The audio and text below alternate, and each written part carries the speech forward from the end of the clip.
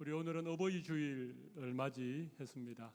우리 여기에 많은 어버이들, 부모님들이 앉아 계신데 그동안 참 수고 많이 하셨습니다. 자녀들 낳고 키우고 하시느라 정말 수고 많이 하셨는데 우리 옆에 계신 분들에게 그동안 수고 많이 하셨습니다. 서로 한번 격려할까요?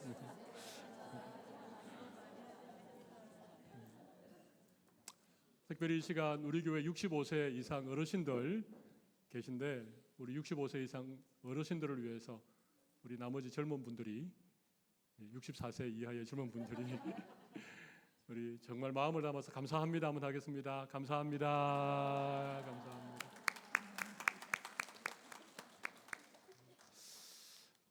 요즘 시대가 참 좋아져 가지고 65세 전혀 아닐 것 같은 분들이 65세를 넘으시고 70세를 넘으신 분들이 많이 계신 것 같습니다. 매년 나이가 들수록 더 강건해지시고 또 주님 안에서 좀 행복한 그런 여생을 살아가실 수 있기를 간절히 바랍니다. 우리 오늘 어버이 주일입니다. 사실 부모님들 은혜가 참 하늘과 같이 넓고 크지요. 오늘 이 자리에 앉아 계신 분들 중에 부모님을 통하지 않고 이 세상에 나온 분이 혹시 계십니까? 하늘에서 뚝 떨어지셨거나 아니면 아래서 깨어나온 분이 계십니까? 이런 그 건국신화 같은 거 보면 아래서 이렇게 깨어난 사람도 있긴 하죠. 근데 사람들이 꾸며낸 얘기입니다. 이 세상에 존재하는 그 어느 누구도 부모를 통하지 않고 세상에 태어난 사람은 없습니다. 우리 예수님조차도 육신의 부모님이 계셨지요.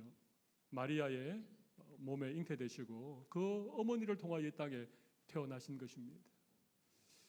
그래서 우리는 부모님의 은혜를 늘 기억해야 됩니다. 왜냐하면 부모님이 아니셨다면 나라는 존재가 이 세상에 태어날 수 없기 때문에 그렇습니다. 부모님이 나에게 잘 대해 주시든 혹 그렇지 못하든 부모님이 힘이 있으시든 또 늙고 힘이 없으시든 상관없이 자녀된 마땅한 도리는 부모님을 최선을 다해서 공경하고 부모님의 말씀에 순종해야 되는 것입니다. 여러분, 왜 어버이 주일이 있을까요? 왜 이 마더스데이가 있고 파더스데이가 있고 한국에는 어버이날이 왜 있을까요? 마땅히 공경해야 되는 부모님을 그렇게 하지 않기 때문에 그렇습니다. 늘 그렇게 해야 되는데 그렇게 하지 못하니까 나라가 어머니 날을 정하고 아버지 날을 정하고 어버이 날을 정하여서 특별히 이 날만큼은 부모님에게 효도하고 부모님을 공경하라고 하는 것 아닙니까? 혹시 우리 어제가 한국의 어버이 날이었는데 부모님에게 진심으로 감사의 마음을 좀 표현하셨습니까? 혹시 못한 분들이 계시면 오늘 자정이 되기 전에 꼭 부모님에게 감사의 마음을 전하십시오. 물론 좋은 선물을 드리는 것도 필요합니다. 그런데 더 중요한 것은 우리의 마음 깊이 우러나오는 감사의 마음입니다. 이 시간 이 땅에 살아계신 부모님 혹은 이제 벌써 이 땅에 계시지 않는 그런 부모님이라도 우리 마음속에 잠깐 부모님에 대한 감사의 마음을 이 시간 좀 담아보시면 좋겠습니다. 그리고 마음으로 진심을 다해서 우리의 부모님에게 감사의 마음을 좀 그렇게 가져보시면 좋겠습니다. 제가 10초 시간을 드리겠습니다. 네. 우리의 마음은 이렇게 전달이 되어집니다. 이 시간 그런 마음을 잠깐 가져보면 좋겠습니다. 부모와 자식의 관계는 참 말로서 표현할 수 없는 아주 특별한 관계지요. 어느 부모치고 자식 잘못되기를 원하는 부모 있겠습니까? 그런 부모는 없습니다. 그런데 세상이 참 이상해졌습니다. 요즘 여러분 천재지변이 자주 일어나죠. 갑자기 큰 홍수가 나거나 지진이 일어나거나 여러분 이걸 천재지변이라고 하지 않습니까? 하나님이 만드신 이 자연 질서가 깨어지는 것을 천재지변이라고 하죠. 그런데 여러분 이 천재지변이 자연 세계에만 있는 게 아닙니다. 우리가 흔히 말하는 천륜이라고 하는 것, 부모와 자식의 관계, 이게 천륜이죠. 그런데 말이죠, 어떤 부모가 자식을 학대합니다. 그냥 아이를 방치하고 굶겨서 죽이는 일이 가끔 보도를 통해서 우리가 듣게 되어집니다. 여러분, 이건 천륜이 무너지는 것입니다. 부모와 자식의 관계가 깨어지는 것이죠. 여러분, 천재지변이 왜 일어납니까? 주님이 다시 오시는 종말이 가까우면 이런 일들이 일어난다라고 성경이 기록하고 있습니다. 그죠? 그런데 부모와 자식 간의 이 관계가 이게 무너지고 이것이 깨어진다는 것은 정말 주님이 다시 오실 종말이 가까웠다는 것입니다. 우리는 예수 믿는 사람들입니다. 우리는 하나님의 자녀로 거듭난 새 생명을 가진 자들입니다. 우리가 하나님이 만드신 자연 질서를 잘 지키는 거 필요합니다. 하나님이 부모와 자식 간의 관계를 성경을 통해서 자주 말씀하셨는데 그런 관계들을 우리가 잘 지켜나가는 것이 필요합니다. 부모를 정말 공경하고 부모님을 사랑하는 것, 자녀를 정말 사랑하는 것, 이게 우리 안에서 먼저 지켜질 수 있으면 좋겠습니다. 혹시 부모님에게 어떤 상처를 받으셨거나 자식이 너무 속상하게 해서 관계가 좀 어려운 분들이 혹 이 자리에 계십니까?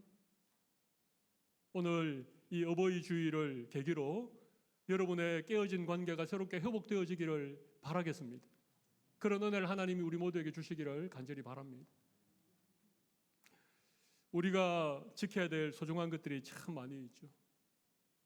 이 마지막 종말의 시대에 천재지변이 일어나고 천륜이 무너지는 이런 시대 가운데에서라도 우리가 정말 목숨을 걸고 지켜야 되는 소중한 것들이 참 많이 있습니다. 가치 있는 것들이, 지킬 만한 가치 있는 것들이 참 많이 있습니다.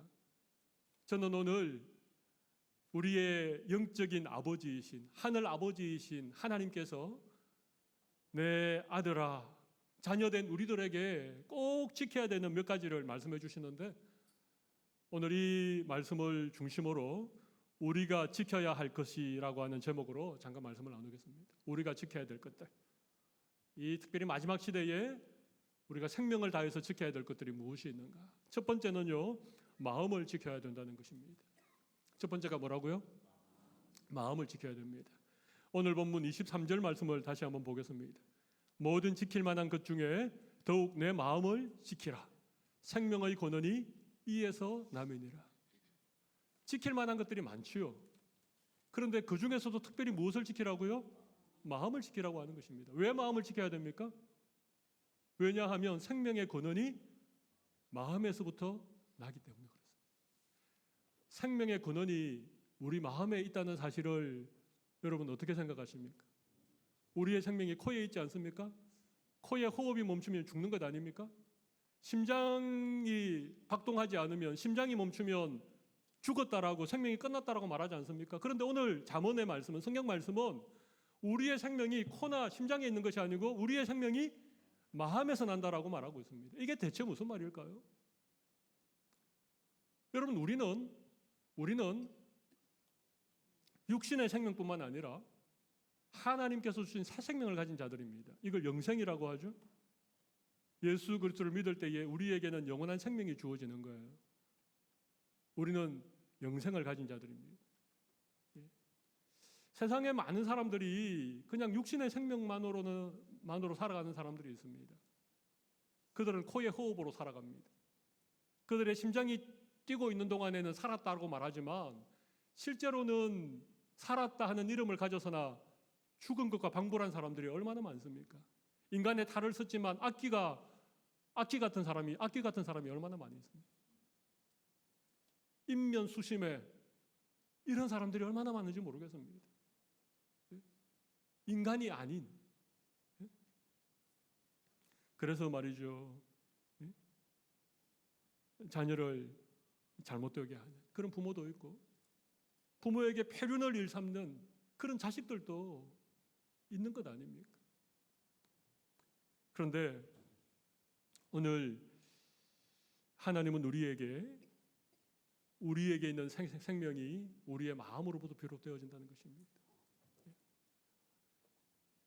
우리의 마음을 제대로 지키지 못하면 인간이라고 이름을 부르지만 인간이 아닌 삶을 살아가는 자들이 있다는 것입니다. 코와 심장의 호흡은 가지고 있지만 더 이상 인간이기를 거부하는 이런 사람들이 있다는 것입니다. 우리의 마음으로부터 생명이 나게 되어집니다. 우리의 마음을 지켜야 하나님이 거듭나게 하신 새 생명을 주신 그런 생명을 풍성히 누리면서 살아갈 수 있다는 것이죠. 여러분 어떻습니까? 여러분은 여러분의 마음에서부터 나오는 이 새 생명을 풍성히 누리고 계십니까?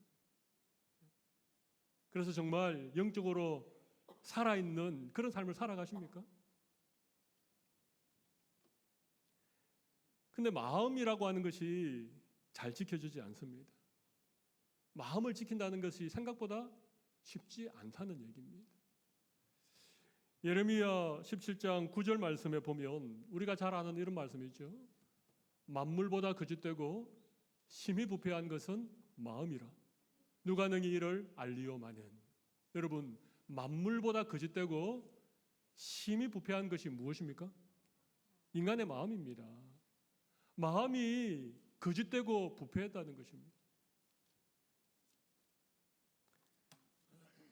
그러니까 여러분 이 마음을 지키고 이 마음에서부터 나오는 이 삶을 이 영적인 생명을 풍성히 살아가는 것은 생각보다 어렵습니다. 왜냐하면 우리의 마음에 이런 거짓된 것과 부패한 것이 가득 차 있기 때문에 그렇죠. 근데 오늘 본문은 어떻게 우리의 마음을 지킬 것인가를 가르쳐 주고 있습니다. 20절과 21절 말씀 보면 어떻게 우리의 마음을 지킬 것인가에 대해서 이렇게 말씀하고 있습니다. 내 아들아, 내 말에 주의하며 내가 말하는 것에 내 귀를 기울이라. 여기 내 말에 주의하며, 이 말은 어떤 말씀일까요? 하나님 아버지의 말씀일 수 있겠죠. 하나님의 말씀을 주의하고 하나님이 말씀하시는 것에 귀를 기울이라고 하는 것입니다. 그리고 21절을 보십시오. 그것을 내 눈에서 떠나게 하지 말며 내 마음속에 지키라 하는 것이죠. 눈에서 떠나게 하지 말라는 것입니다. 말씀을 눈에서 떠나지 말게 하라. 늘 말씀을 가까이 두라는 말입니다. 냉장고에도 말씀을 붙여놓고 화장실에도 성구를 붙여놓고 손이 닿는 가까운 곳에 늘 성경 말씀을 두고 시간이 날 때마다 그것을 펼쳐서 읽으라는 얘기죠. 여러분, 하나님의 말씀을 여러분의 눈에서 떠나지 않게 하십니까? 아니면 핸드폰을 여러분의 눈에서 떠나지 않게 하십니까? 핸드폰으로 성경 어플을 통해서 성경 읽어요. 이런 분들도 계시겠죠. 유대인들이 자녀를 양육할 때 늘 말씀을 가르쳤습니다. 일어설 때든지 앉았을 때든지 누웠을 때든지 늘 말씀을 가르쳤습니다. 그렇게 유대인들은요 손목에다가 성경 구절을 새겼습니다. 옷깃에도 율법의 말씀을 새겼습니다. 들어가도 나가도 늘 말씀을 가까이에 두고 그렇게 살아가는 사람들이 유대인들이. 그러니까 유대인들의 자녀들이 잘 되는 것입니다.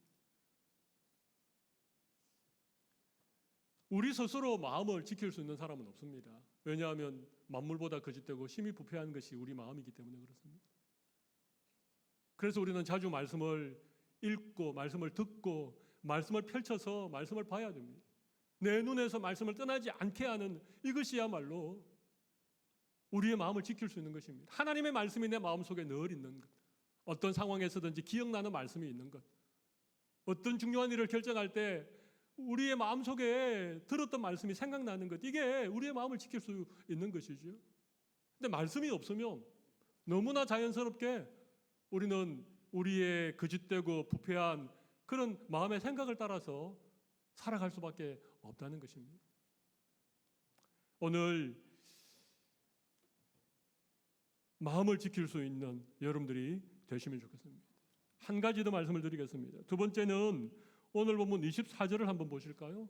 24절 보면 구부러진 말을 내 입에서 버리며 삐뚤어진 말을 내 입술에서 멀리하라.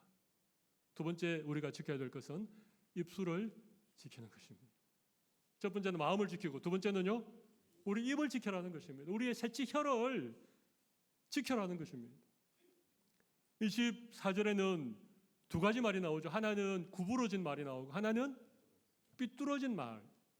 이런 말을 우리의 입에서 멀리하라는 것입니다. 왜 입술의 말이 중요할까요? 우리 입의 말은 그냥 우리의 혀가 말하는 게 아닙니다. 그냥 우리의 입속에 있는 어떤 것들을 우리의 입술로 말하는 게 아닙니다. 우리 예수님이 이런 말씀하셨어요. 마태복음 15장 18절 말씀 보면 입에서 나오는 것들은 어디에서 나온다고요? 마음에서 나오나니 이런 것이야말로 사람을 더럽게 하느니라. 여러분, 우리 입에 나오는 말은요 전부 다 마음으로부터 나오는 것입니다. 그 사람의 마음에 어떤 생각이 있는지, 그 사람의 마음이 어떤지를 알려면 그 사람이 하는 말을 들어보면 정확하게 알 수 있습니다. 왜냐하면 우리가 하는 말은 전부 다 우리의 마음으로부터 나오기 때문에 그렇습니다. 물론 입술에 침을 바르고 아부하는 말을 하거나 마음에도 없는 얘기를 하는 분이 간혹 계셔요. 근데 그런 분들은 오래가지 않습니다. 그건 금방 탄로가 납니다. 그러니까 말을 들어보면 그 사람의 마음이 어떤지를 알 수 있다는 것입니다. 어떤 말을 멀리하라 그렇게 말합니까? 하나는 구부러진 말과 또 하나는 삐뚤어진 말이에요. 여러분, 구부러졌다는 말은 말이 곧지 않다는 얘기죠. 이건 약간 왜곡이 되었다는 말입니다. 이건 거짓말이라는 얘기죠, 그죠? 진실이 아니고 거짓말이에요. 여러분, 새빨간 거짓말은요 들어보면 금방 압니다. 그죠? 새빨간 거짓말을 모르는 사람이 있겠습니까? 근데 여러분, 거짓말을 할 때 100% 거짓말을 하는 사람은 아무도 없습니다. 이 굽어진 말이라고 하는 것은요 90%는 참입니다. 참. 근데 나머지 10%가 이건 거짓말입니다. 그러니까 사람이 속지요. 너무 그럴듯하게 들리니까. 그런데 교묘하게 10%의 거짓말이 섞여 있으면 그 말은 굽어진 말입니다. 말을 왜곡하고 자기 생각을 첨가하고 어떤 것을 부풀리고 이게 다 구부러진 말입니다. 왜 구부러진 말을 할까요? 왜 사실을 사실대로 말하지 않을까요? 거기에 자기 어떤 목적이 있고 어떤 이익을 보기 위한 그런 악한 생각이 있기 때문에 말을 굽어지게 하는 것입니다. 하나님께서 오늘 우리 입술에 파수꾼을 세워주셔서 있는 것을 있는 대로 말할 수 있는, 사실을 사실대로 얘기할 수 있는 그런 은혜 주시기를 바랍니다. 우리 그렇게 살아야 돼요. 여러분, 삐뚤어진 말은 뭘까요? 제가 이걸 좀 쉽게 얘기해 볼까요? 삐뚤어진 말, 삐딱한 말, 확 와닿으시죠, 그죠? 삐딱한 말. 이게 표준어인지 사투리인지 잘 모르겠습니다. 삐딱한 말. 이 삐뚤어진 말이라고 하는 것은요 항상 부정적이고 항상 비판적이고 밝은 면도 있고 어두운 면도 있는데 항상 어두운 면만을 얘기하는 게 이게 삐뚤어진 말입니다. 삐딱한 말입니다. 마음이 삐뚤어져 있으니까 입에서 나오는 말도 늘 삐뚤어진 말만 하는 거예요. 늘 삐딱하게 얘기하는 것입니다. 여러분, 손바닥과 손등이 있는 것처럼 우리가 살아가는 세상에는요 모든 것에 양면이 있습니다. 밝은 면이 있고 어두운 면이 있습니다. 근데 마음이 어두워져 있으면 늘 어두운 것만 얘기하는 거예요. 그게 삐뚤어진 말입니다. 근데 여러분, 이 말이 구부러진 말을 하고 삐뚤어진 말을 하는 것이 얼마나 심각한가 하면 말에는 세 가지 힘이 있거든요. 첫 번째는 각인력이라고 하는 게 있습니다. 각인력. 이런 거 처음 들어보셨죠? 말에는 각인력이 있습니다.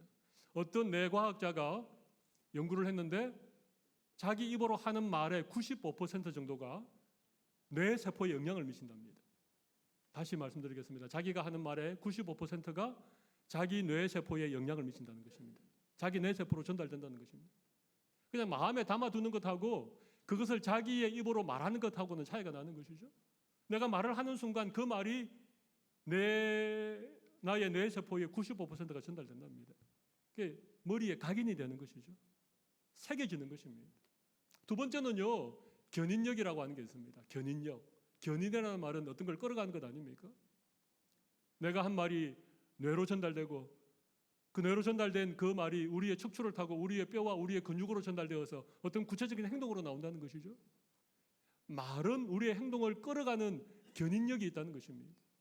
제가 하는 말이 아니고 과학자들이 하는 얘기입니다. 세 번째는요, 성취력이 있다는 것입니다. 성취력. 말은 어떤 것을 이루어내는 힘이 있다는 것이죠. 말 한 대로 된다는 거예요. 여러분 자녀를 키울 때에 너는 앞으로 잘 될 거야. 너는 하나님이 축복하는 복된 아이야. 이렇게 키우는 거하고 우리 부모님들 좀 나쁘게 말하는 거 있죠. 뭐 표현을 못 하겠습니다만. 근데 너무 신기하게 자녀들이 그렇게 된다는 것입니다.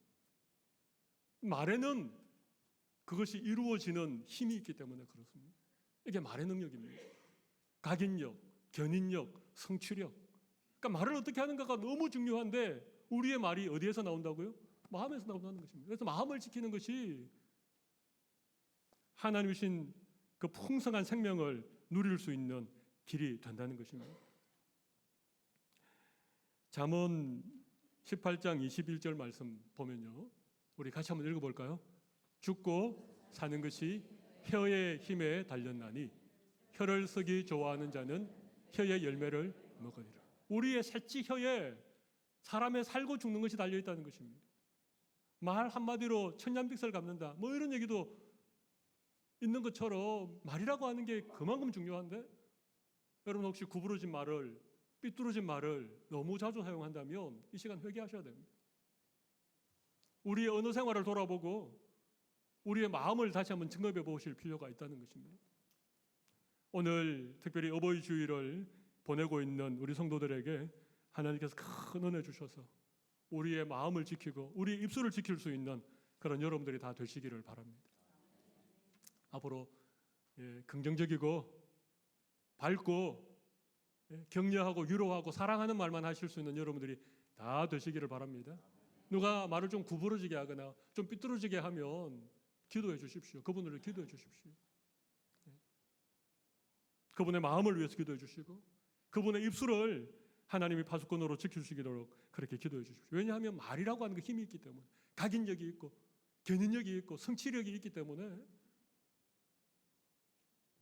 말을 어떻게 하는가 이것이 우리의 인생을 결정할 수 있는 중요한 관건이기 때문에 우리의 언어 생활을 돌아보고 믿음의 언어를 긍정적인 언어를 사용할 수 있도록 자꾸 우리가 훈련을 받아야 돼요.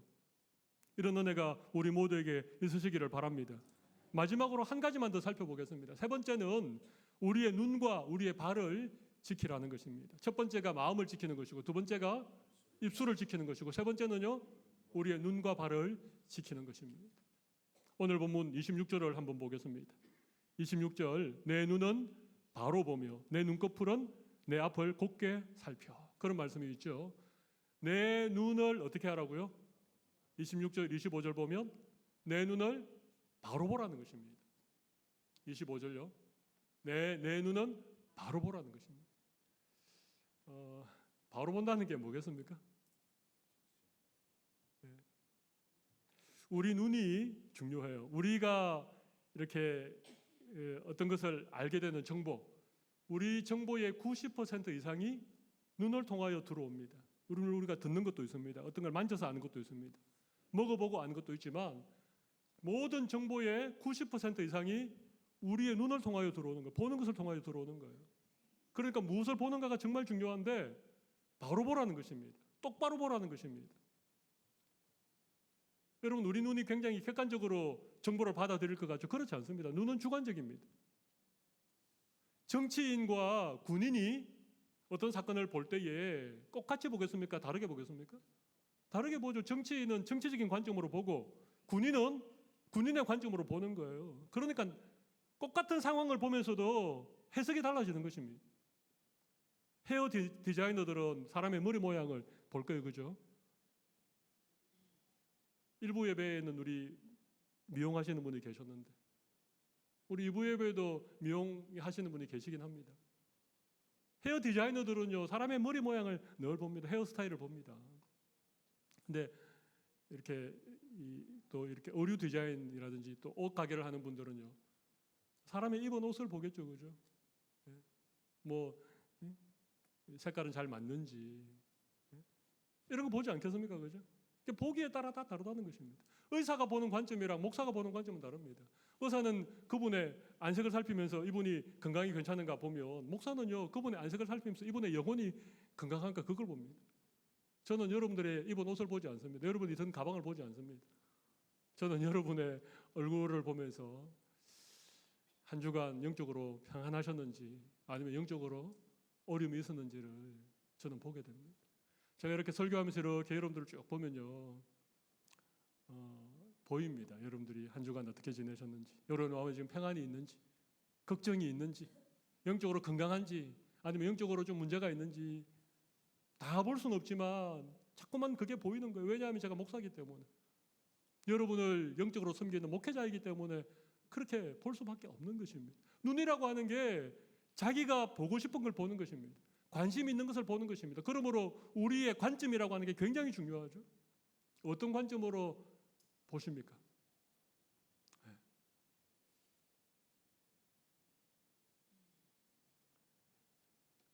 내 눈은 바로 보며 내 눈꺼풀은 내 앞을 곧게 살펴. 바로 보고 곧게 보라는 그런 말씀이죠, 그죠?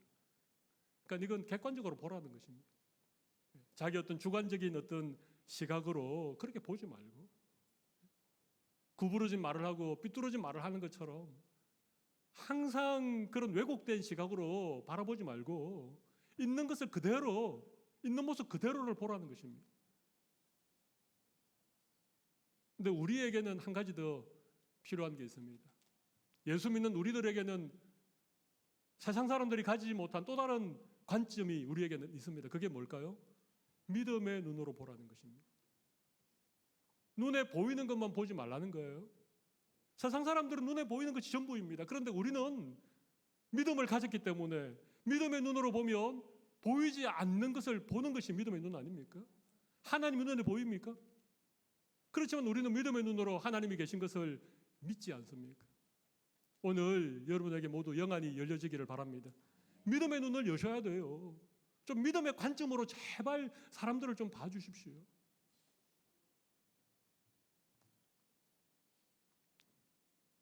눈을 무엇을 보는가, 이게 참 중요하다고 생각합니다. 우리의 눈으로 보는 것이 정보력의 90%입니다. 눈으로 본 것이 우리의 마음으로 들어가게 되고 그것이 우리의 마음속에서 입으로 나오게 되어지죠. 그러니까 사실 마음과 입술과 눈과 이것은 다 연결이 되는 것입니다.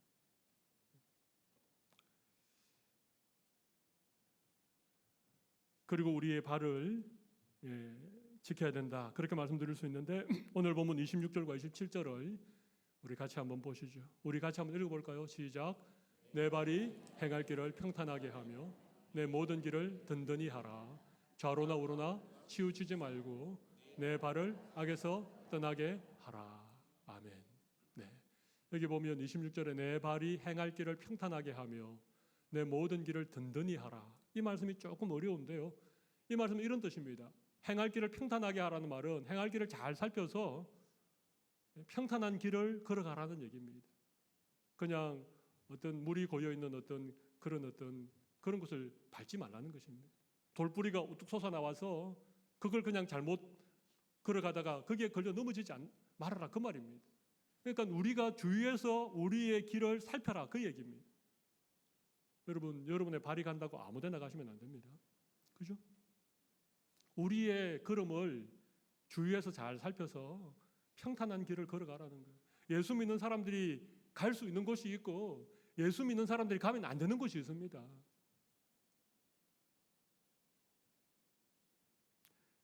든든히 하라, 이 말은요, 돌다리도 두드려보고 건너라, 그 얘기입니다. 든든히 하라, 그 말은요. 예? 그러니까 우리의 발걸음을 행할 때에도 그것을 잘 살펴보고 그것을 다시 한번 두드려보고 그렇게 한 걸음 한 걸음 걸어가라고 하는 것입니다. 세상이 너무 악하니까, 우리가 가지 말아야 될 곳이 너무 많으니까 우리의 발을 지키라는 것입니다. 우리의 발걸음을 늘 지켜 행하라는 것이죠. 27절은 이렇게 말씀하고 있습니다. 좌로나 우로나 치우치지 말고 내 발을 악에서 떠나게 하라는 거죠. 좌로나 우로나 치우치지 말라 그럽니다. 그죠? 치우치는 것은 악입니다. 내 발을 악에서 떠나게 하라. 여러분, 치우치는 것은요, 악입니다.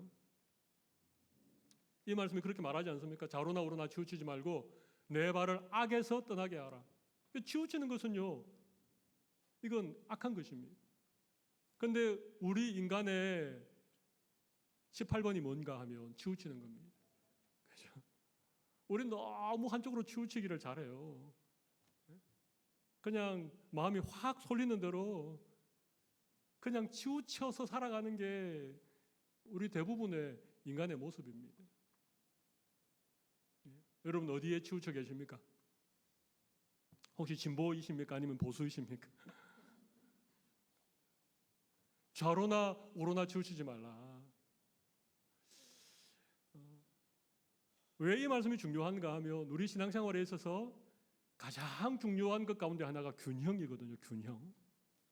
왜 균형이 중요한가 하면요, 예수 믿는 우리는 한 발은 세상에 딛고 있고 한 발은 하나님의 나라에 딛고 있습니다. 다시 말씀드리면 우리는 세상에 살고 있지만 우리는 세상에 속한 사람이 아닙니다. 그죠? 우리는 하나님의 나라의 백성들입니다. 천국의 시민권을 가지고 있지만 우리가 육체를 가지고 이 땅을 살아가는 동안에는 세상에 또한 살아가야 될 자들입니다. 세상에서 밥도 먹어야 되고 일도 해야 되고 자녀도 키워야 되고,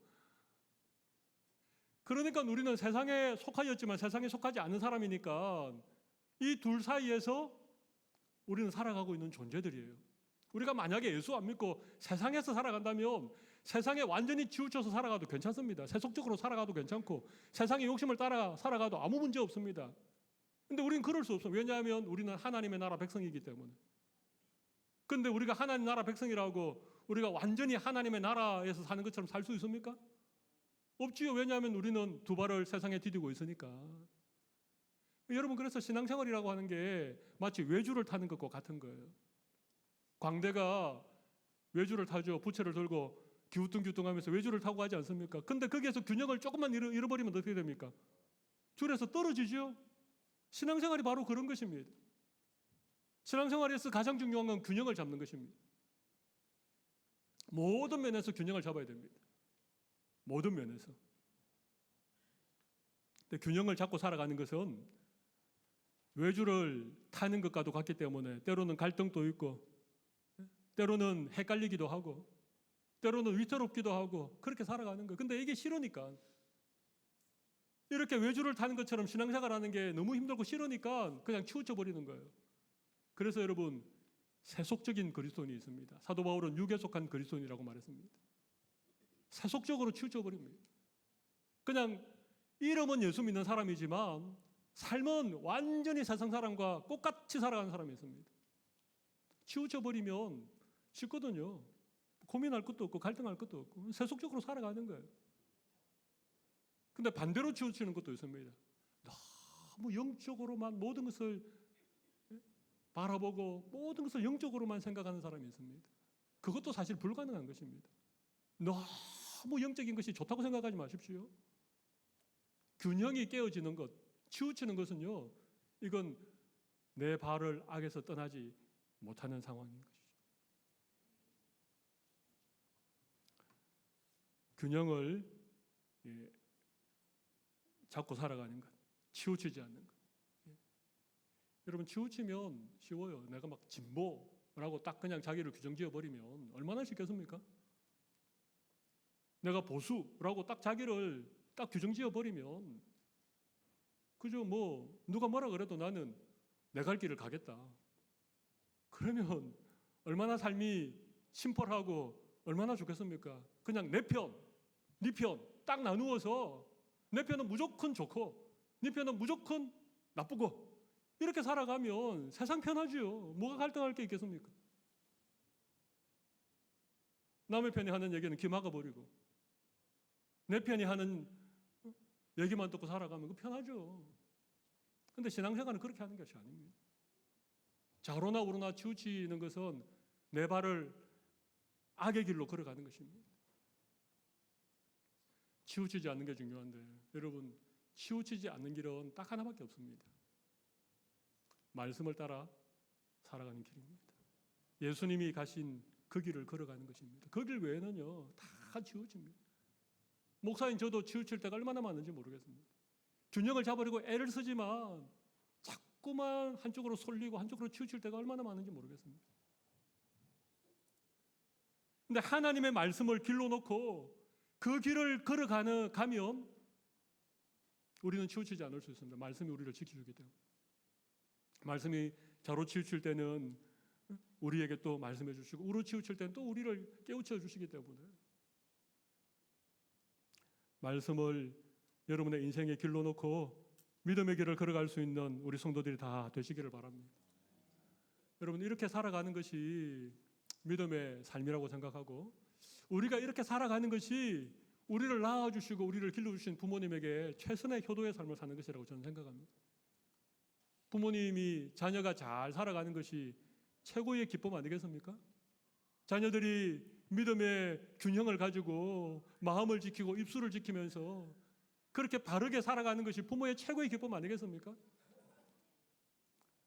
우리가 부모님의 은혜에 효도하는 길은 우리의 하늘 아버지에게 효도하는 길은 우리의 마음을 지키는 것입니다. 우리의 입술을 지키는 것입니다. 오늘도 우리의 눈과 우리의 발을 지켜서 치우치지 않는 그런 믿음의 걸음을 걸어가실 수 있는 우리 모든 성도들이 다 되시기를 바랍니다.